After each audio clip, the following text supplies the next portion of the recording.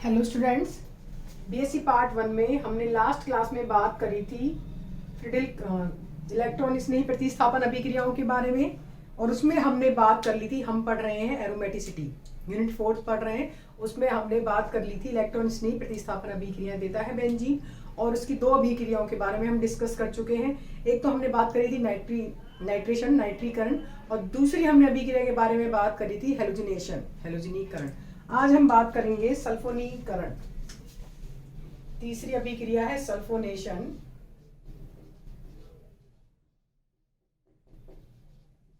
या सल्फोनीकरण।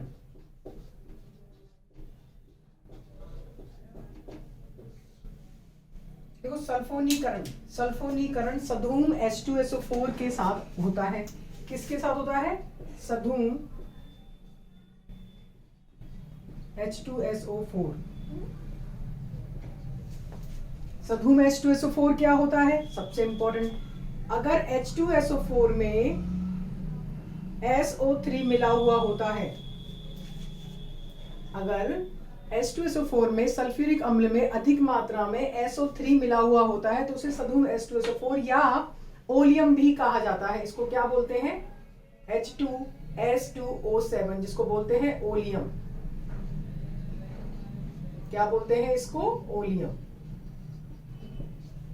ठीक है, तो सधूम H2SO4 के साथ अभिक्रिया होती है। अब हम बात करें अभिक्रिया की, तो बेंजीन की अभिक्रिया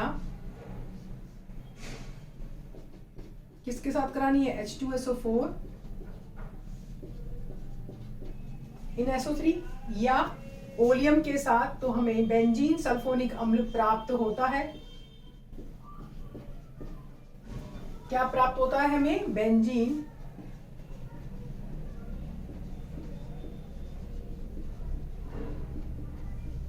सल्फोनिक एसिड प्राप्त होता है। ठीक है, अगर हम बात करें इसकी अभिक्रिया की क्रियाविधि की, देखो इसमें सबसे पहले बात करें, इसमें इलेक्ट्रॉन स्नेही कौन है? इसमें इलेक्ट्रॉन स्नेही है, यहाँ इलेक्ट्रॉन स्नेही है, इलेक्ट्रोफाइल है या इलेक्ट्रॉन स्नेही है SO3। ठीक है, यहाँ इलेक्ट्रॉन स्नेही कौन है? SO3। इसका मतलब बेंजीन वाले पे जो इलेक्ट्रॉन स्नेही आक्रमण करता है वो कौन है? SO3। हम बात करें इसकी क्रियाविधि की, तो क्रियाविधि में सबसे पहले H2SO4 की बात कर रहे हैं हम।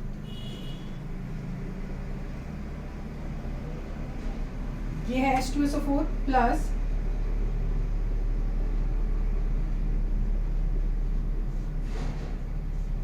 एक और बात याद रखना, ये जो अभिक्रिया होती है ये रिवर्सिबल उत्क्रमणीय अभिक्रिया होती है।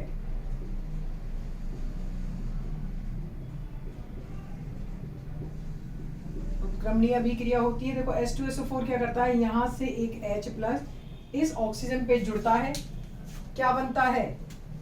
OH S double bond O OH2 plus, क्योंकि इसने ऑक्सीजन के इलेक्ट्रॉन के साथ साझा किया है, इसलिए ये हाइड्रोजन अगर इससे जुड़ा है, इलेक्ट्रॉन के साथ साझा किया है, तो ऑक्सीजन इलेक्ट्रॉन्स की हो गई कमी, इसलिए आ गया plus charge, plus O minus S double bond O OH, या इसको हम बोल सकते हैं HSO3 माइनस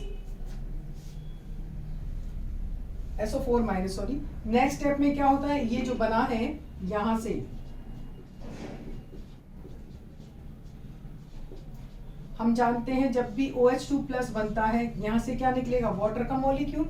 वाटर का मॉलिक्यूल निकलेगा तो ये बॉन्ड के इलेक्ट्रॉन इधर ट्रांसफर हो गए होंगे, तो यहां से क्या बन जाएगा? OH S double bond O plus plus H2। ठीक है, अब यहां से इलेक्ट्रॉन इसके यहां ट्रांसफर होंगे, यहां इसके इलेक्ट्रॉन क्यों ट्रांसफर होंगे? क्योंकि इस पे प्लस चार्ज है, तो ये क्या बन जाएगा? S double bond O double bond O double bond O या SO3, जो कि किसकी तरह कार्य करता है? इलेक्ट्रोफाइल की तरह। आ गई बात समझ में?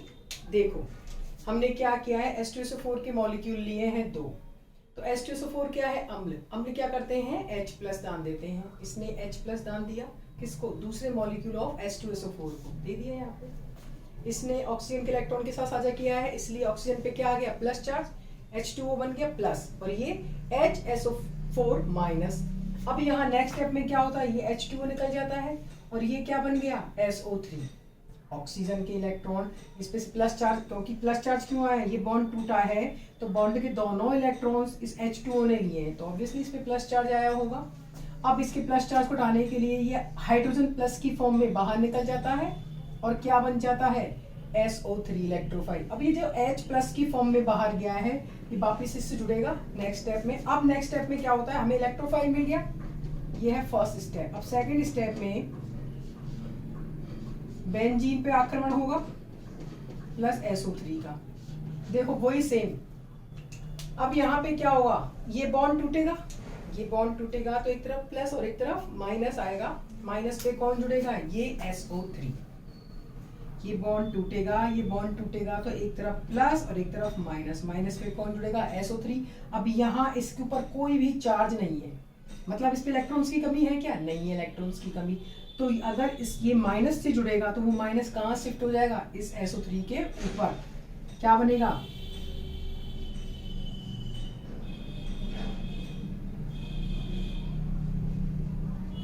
HSO3 minus. ठीक है, अब हम इसके आगे क्या बनाएंगे, अनुनादी संरचनाएं।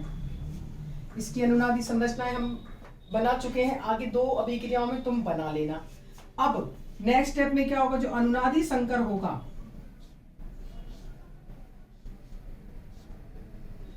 ये इसका अनुनादी संकर बनेगा और यहाँ पे H और ये SO3 माइनस, ठीक है, प्लस HSO4 माइनस, ये बना हुआ है जो HSO4 माइनस।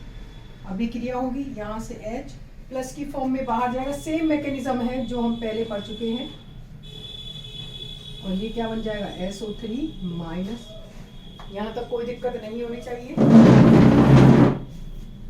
अब यहाँ पे जो इधर देखो, जो ये H2O बना निकला था, H2O प्लस H प्लस मिलकर ये क्या बनाते हैं H3O plus.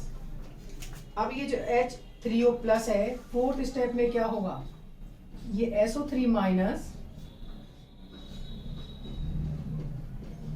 Plus H3O plus क्या बन जाएगा, यहाँ से H3O प्लस से एक वाटर का सॉरी एक H प्लस यहाँ निकलेगा और SO3 से जुड़ जाएगा, क्या बनेगा SO3H प्लस H2O, इसको बोलते हैं बेंजीन सल्फोनिक अम्ल। अब तुम इसकी अनुनादी संरचनाएं बना सकते हो। इसकी अनुनादी संरचनाएं हम वैसे हर रिएक्शन में बना के आ रहे हैं। देखो ये इलेक्ट्रॉन यहाँ से यहाँ शिफ्ट होंगे, दूसरी अनुनादी संरचना क्या बनेगी, ये प्लस चार्ज, ये इलेक्ट्रॉन यहाँ और ये H और SO3 माइनस। नेक्स्ट अनुनादी संरचना क्या बनेगी, ये प्लस चार्ज आ जाएगा यहाँ, ये H SO3 माइनस। फिर क्या बनाएंगे इसका हम अनुनादी संकर, resonance hybrid H SO3 minus. ठीक है, इसको तुम उतार सकते हो, इसका स्क्रीनशॉट ले सकते हो। नेक्स्ट हम पढ़ेंगे फ्रीडेल क्राफ्ट अभिक्रिया।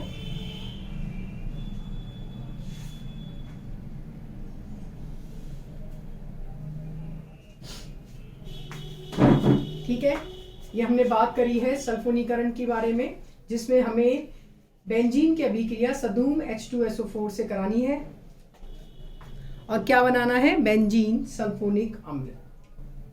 ठीक है, और इसमें इलेक्ट्रोफाइल इलेक्ट्रॉन इसने ही कौन है, SO3, जिसके ऊपर खुद के पास देखो SO3 इलेक्ट्रॉन इसने ही है। ये देखो क्यों है, पहले सबसे इंपॉर्टेंट 1 2 3 4, कितने सल्फर के पास कितने इलेक्ट्रॉन है, 6, 1 2 3 4 5 6। इसकी खुद के ऑक्टेट कंप्लीट है क्या, इसका ऑक्टेट इनकम्प्लीट है, तो इसीलिए ये किसकी तरह कार्य करता है, इलेक्ट्रोफाइल की तरह।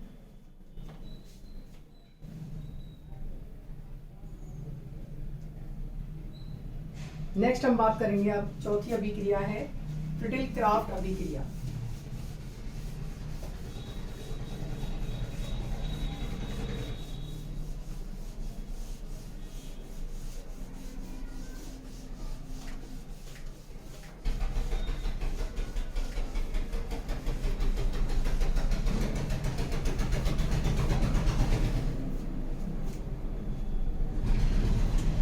नेक्स्ट अभिक्रिया है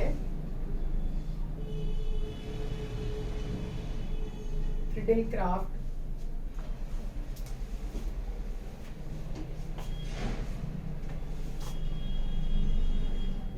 रिएक्शन या फ्रीडेल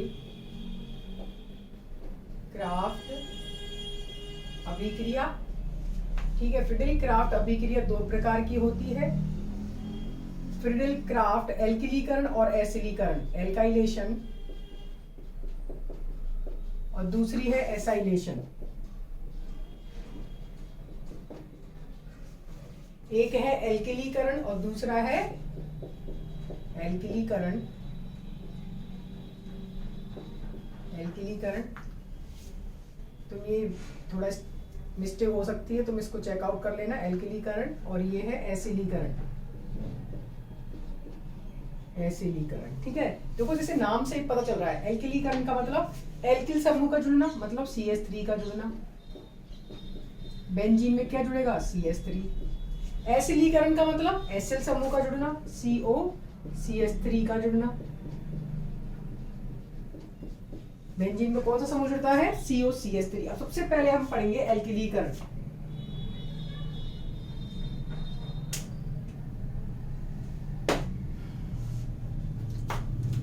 सबसे पहले हम पढ़ेंगे फ्रीडेल क्राफ्ट एल्काइलेशन। लुईस अभिकर्मकों की उपस्थिति में होगी ये। अगर बेंजीन की अभिक्रिया एल्किल हैलाइड, बेंजीन की अभिक्रिया एल्किल हैलाइड के साथ कराने पर, लुईस अभिकर्मकों की उपस्थिति में कराने पर हमें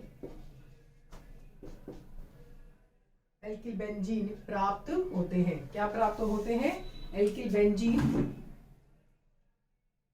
इसमें लुईस अभिकर्मक काम में ले जाते हैं। BF3 भी ले सकते हैं, AlBr3 भी ले सकते हैं।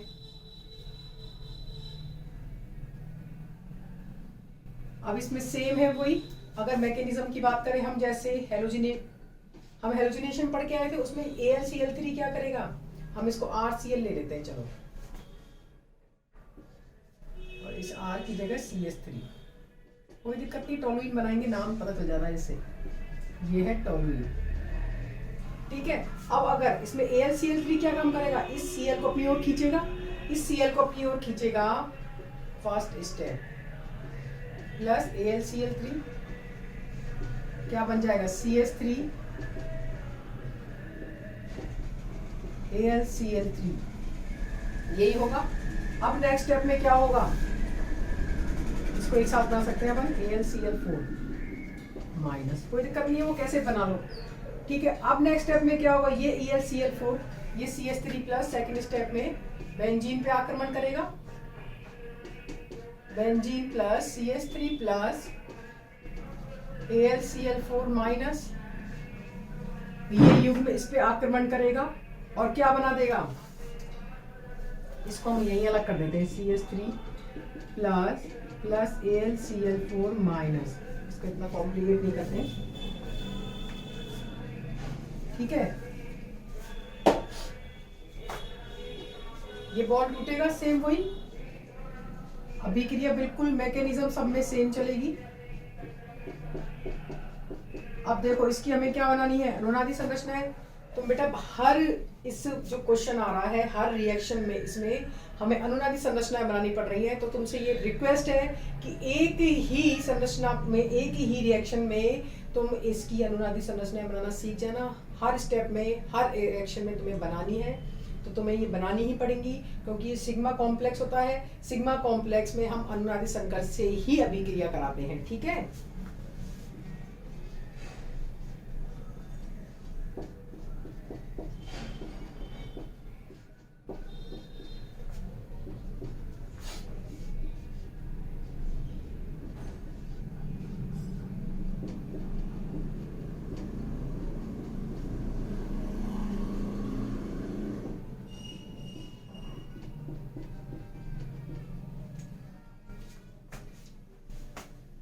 नेक्स्ट स्टेप में क्या होगा? इस अनुनादी संकट से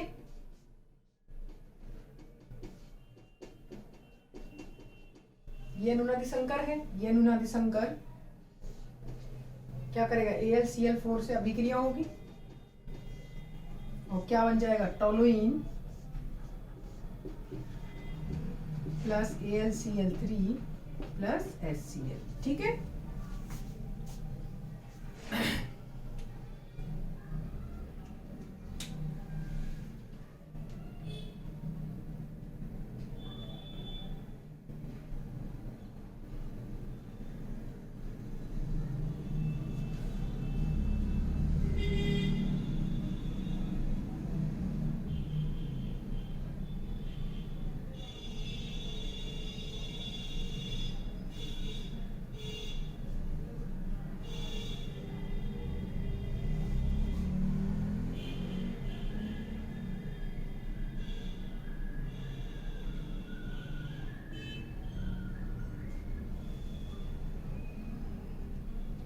अब हम बात करें इसके क्वेश्चंस की बारे में। देखो इसके क्वेश्चंस कैसे आते हैं, तो मैंने इसका स्क्रीनशॉट ले लिया। अब हम इसके क्वेश्चंस कुछ डिस्कस करेंगे।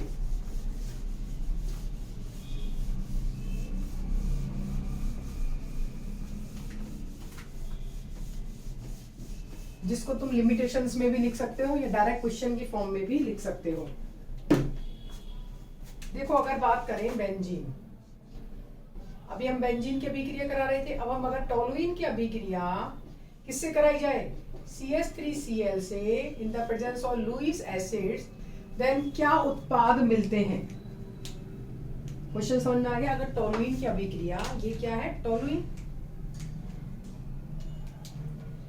क्या है, ये टोलुइन। ठीक है, टोलुइन की अभिक्रिया किससे करा रहे हैं, CH3Cl और AlCl3 से। इसका मतलब ये बेंजीन नहीं है, यहाँ पहले से ही कोई CH3 का समूह मौजूद है। तो इस प्रकार के अगर क्वेश्चन आए तो हमें उत्पाद बनाना है, तो हम जानते हैं CH3 का कौन सा प्रभाव होता है, इलेक्ट्रॉन देने वाला, प्लस आई प्रभाव। तो प्लस आई प्रभाव क्या करता है, बेंजीन को इलेक्ट्रॉन रिच कर देता है, और इलेक्ट्रॉन रिच जाती है बेंजीन, तो क्या होता है, इलेक्ट्रॉन रिच होने के कारण ये इलेक्ट्रॉन स्नेही के प्रति ज्यादा सक्रिय हो जाती है। क्या बोला मैंने, ये CH3 समूह लगा हुआ है जो क्या करता है, इलेक्ट्रॉन देता है प्लस आई प्रभाव के कारण। अब क्या होगा, प्लस आई प्रभाव के कारण इलेक्ट्रॉन दे रहा है, तो इलेक्ट्रॉन डेंसिटी बेंजीन पर बढ़ गई, बेंजीन पर इलेक्ट्रॉन डेंसिटी बढ़ गई, तो आने वाला आक्रमणकारी कौन है, इलेक्ट्रॉन स्नेही तो है। ये इलेक्ट्रॉन स्नेही क्या करेगा, आने वाले जो आक्रमणकारी बेंजीन बल है, आने वाले इलेक्ट्रॉन स्नेही के आक्रमण के प्रति और ज्यादा सक्रिय हो जाएगी, क्योंकि इलेक्ट्रॉन भर चुके हैं इस पे, और इलेक्ट्रॉन स्नेही को क्या चाहिए, इलेक्ट्रॉन्स, तो वो ज्यादा सक्रिय हो गई है। इसीलिए इसमें हमें 3 प्रकार के उत्पादों का मिश्रण प्राप्त होता है। इसमें हमें डाई, ट्राई तथा टेट्रा मेथिल बेंजीन का मिश्रण प्राप्त होता है।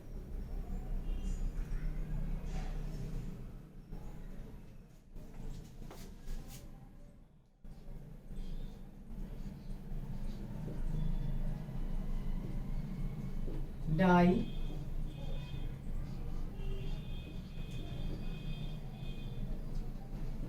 ट्राई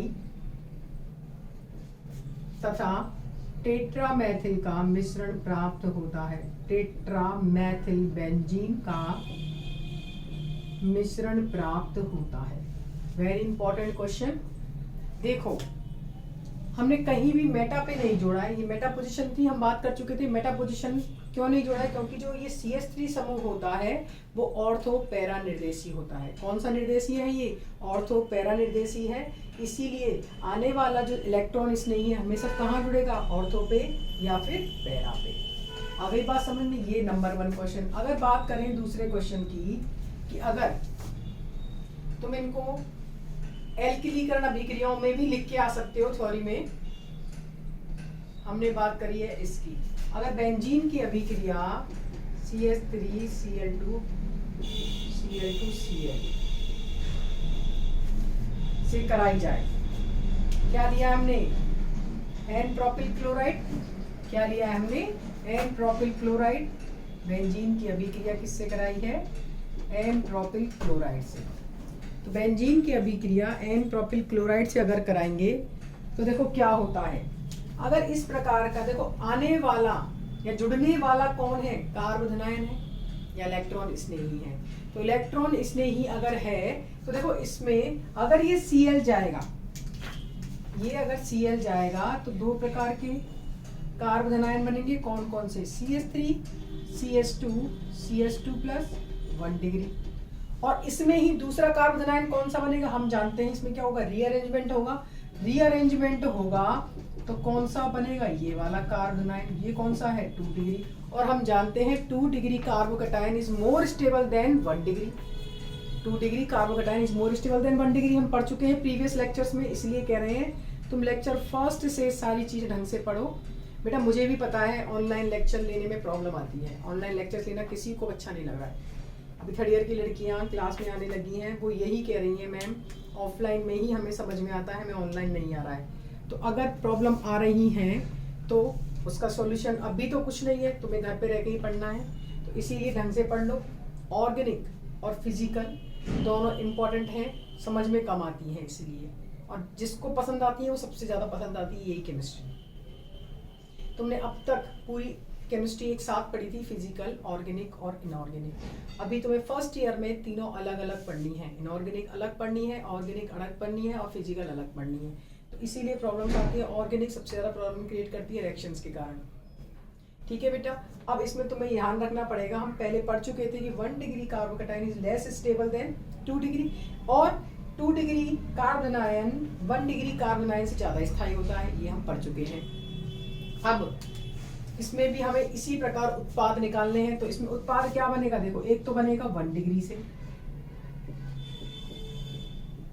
CH2, CH2, CH3, एक तो बन गया ये, अगर ये वाला कार्बन आयन जुड़े, प्लस दूसरा कौन सा बनेगा, आइसोब्यूटिल वाला, सॉरी आइसोप्रोपिल वाला। एक ये दो प्रकार के उत्पाद प्राप्त होते हैं, आइसोब्यूटिल ब्रोमाइड, यह अभिक्रिया और कराएंगे, इसमें क्या बना है, एन प्रोपिल बेंजीन और आइसोप्रोपिल बेंजीन का मिश्रण प्राप्त होता है।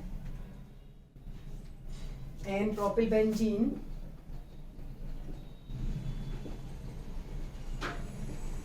या आइसोप्रोपिल बेंजीन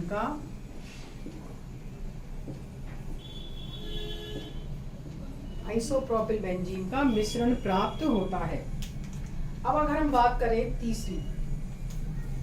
तीसरे क्वेश्चन की, तीसरा क्वेश्चन कह रहा है अगर बेंजीन की अभिक्रिया आइसोब्यूटिल ब्रोमाइड से कराया जाए तो एक ही प्रकार का उत्पाद प्राप्त होता है। बेंजीन की अभिक्रिया हम किससे करा रहे हैं, आइसोब्यूटिल ब्रोमाइड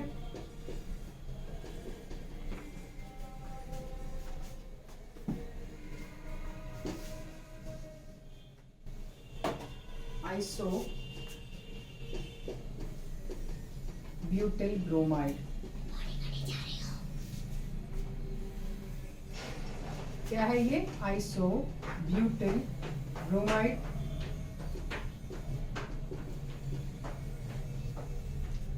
आइसोब्यूटिल ब्रोमाइड के साथ अभिक्रिया कराने पर, इसमें लुईस अभिकर्मक लिख लेना, एक ही प्रकार का उत्पाद प्राप्त होता है।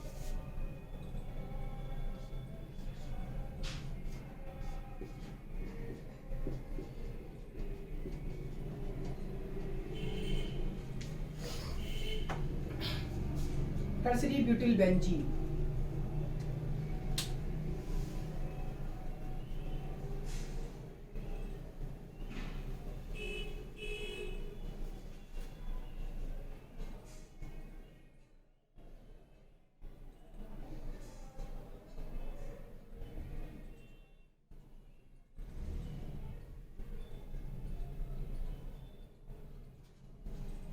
ठीक है, क्या बनता है, tertiary butyl benzene. Tertiary butyl benzene देखो कैसे बनता है ये, हम अगर इसकी बात करें तो ये कैसे लिखा है, मेरे को ये ऐसे लिखा है, तुम कंफ्यूज मत हो ना, CH3 CH2 Br, ये यही तो है। अगर हम इससे Br निकालेंगे तो कौन सा प्रकार का कार्बन आयन बनेगा, ये वाला CH2 प्लस, लेकिन यह स्ट्रांगली ये बना है 1 डिग्री, और इससे कौन सा बन सकता है 3 डिग्री। अगर इसमें मैं रीअरेंजमेंट कर दूं तो कौन सा कार्बन आयन बन जाएगा, CH3 C प्लस, और ये हाइड्रोजन इधर शिफ्ट हो जाएगा, क्या बन जाएगा, हाइड्राइड आयन शिफ्ट होने के बाद ये वाला, ये कौन सा है 3 डिग्री। तो वी नो दैट कि हम जानते हैं 3 डिग्री कार्बन आयन ज्यादा स्थायी होता है बजाय 1 डिग्री के। तो इसमें तो एक ही प्रकार का उत्पाद प्राप्त होता है। वेरी इंपॉर्टेंट क्वेश्चन, तुम डायरेक्ट जोड़ के एग्जाम में मत आ जाना। एग्जाम में ये इसी प्रकार रिएक्शन की फॉर्म में अगर आता है क्वेश्चन तो तुम्हें करेक्ट आंसर दे के आना है। इसको तुम स्क्रीनशॉट लेके अच्छे से उतार सकते हो और यहाँ तुम लिख सकते हो कार्ब धनायन का स्थायित्व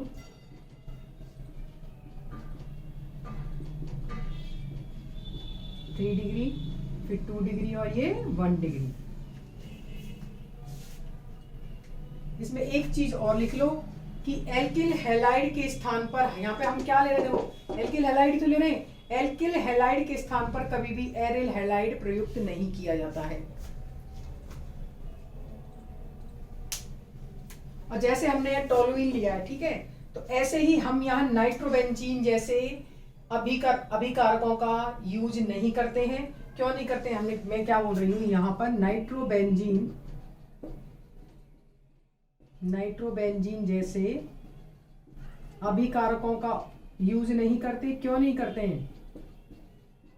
अभिकारकों का यूज नहीं करते हैं क्योंकि ये बेंजीन वलय को अक्रिय कर देते हैं।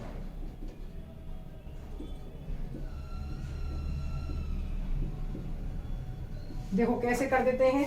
हम बात करें नाइट्रोबेंजीन की, तो देखो नाइट्रोबेंजीन क्या होता है, ये है नाइट्रोबेंजीन।